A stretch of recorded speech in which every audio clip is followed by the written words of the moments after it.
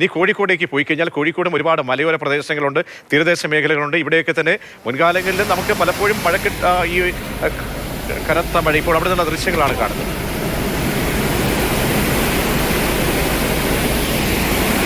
ഇങ്ങനെ കണ്ടിട്ടില്ല കേട്ടോ.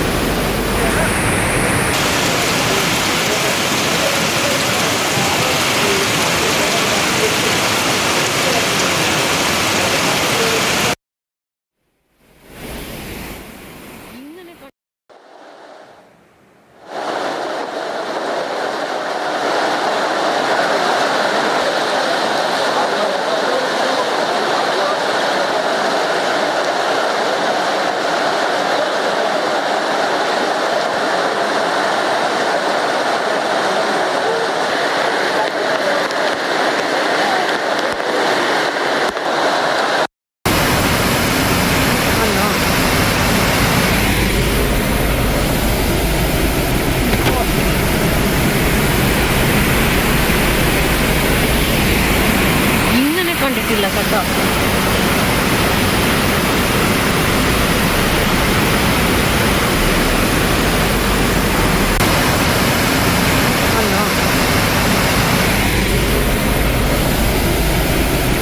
കോഴിക്കോട്ട് എന്നുള്ള ദൃശ്യങ്ങളാണ് കണ്ടത്.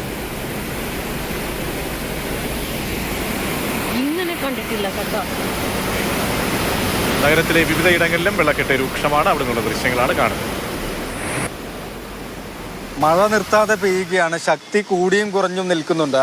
അതിലും ഈ താഴ്ന്ന മേഖലകളിൽ വെള്ളക്കെട്ട് രൂപപ്പെട്ടു എന്നത് വലിയ പ്രയാസമായി മാറിയിട്ടുണ്ട്. കോഴിക്കോട് നഗരത്തിൽ മാവൂർ റോഡിൽ നിന്നുള്ള ദൃശ്യങ്ങളാണ്. കോട്ടുള്ളിയിലാണ് ഇങ്ങനെ വലിയ അളവിൽ തന്നെ വെള്ളക്കെട്ട് രൂപപ്പെട്ടിട്ടുള്ളത്. ഗതാഗതം വലിയ പ്രയാസത്തിലേക്ക് പോയിട്ടുണ്ട്. ജനങ്ങളെ സംബന്ധിച്ച്, നടന്നു പോകുന്നവരെ സംബന്ധിച്ച് വലിയ ദുരിതം തന്നെയാണ്. ഏതായാലും വാഹനങ്ങൾ റോഡിൻ്റെ വലതുഭാഗത്തോട് ചേർന്നാണ് കൂടുതലായി പോകുന്നത്.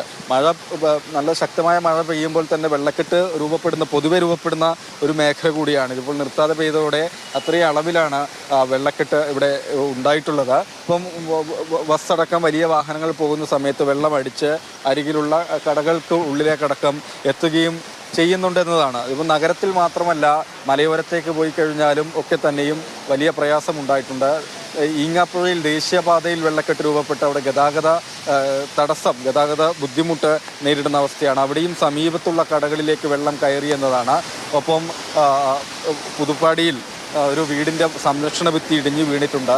ഏതായാലും ആളുകൾക്കൊന്നും അത്തരത്തിലുള്ള ബുദ്ധിമുട്ടുകൾ, പ്രയാസങ്ങൾ ഉണ്ടായിട്ടില്ല എന്നുള്ളതാണ് വലിയ ആശ്വാസകരമായ കാര്യം തന്നെയും.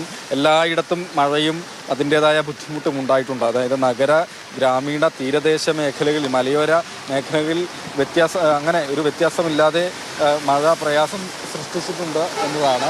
ഏതായാലും നമ്മൾ ഈ കാണുന്ന മറ്റു വലിയ ദുരിതമുണ്ടായ ജില്ലകളെ അപേക്ഷിച്ച് നോക്കുമ്പോൾ താരതമ്യേന ബുദ്ധിമുട്ടുകൾ അങ്ങനെ കുറവാണ് എന്നുള്ളതാണ് ആശ്വാസമായി നിൽക്കുന്ന ഒരു കാര്യം. അതിൽ കാര്യമായി കോഴിക്കോട് ജില്ലയെ പ്രയാസപ്പെടുത്തുന്നത് വിധത്തിൽ രൂപപ്പെട്ടിട്ടുള്ള വെള്ളക്കെട്ട് തന്നെയാണ്. വിദ്യാഭ്യാസ സ്ഥാപനങ്ങൾക്ക് രാവിലെയാണ് ജില്ലാ ദുരന്ത നിവാരണ അതോറിറ്റി കലക്ടർ അവധി പ്രഖ്യാപിച്ചിട്ടുള്ളത്.